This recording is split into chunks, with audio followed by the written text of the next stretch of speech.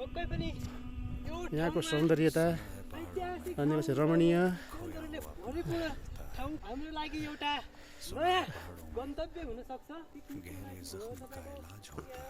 भौगोलिक रूपमा पक्कै यत्रले नयाँ सम्भावना बोकेको छ। हामी नजिक भएर पनि यो ठाउँमा आउन नसकेकोले पक्कै यो पछिल्लो परेको ठाउँ हो। र आज हामी आधा घन्टाको उकाल्योपछि हामी यस क्षेत्रमा चाहिँ आएका छौँ। पक्कै पनि कस्तो लाग्यो सर? अब जाओस् न दुई शब्द। राम्रो ठाउँ छ।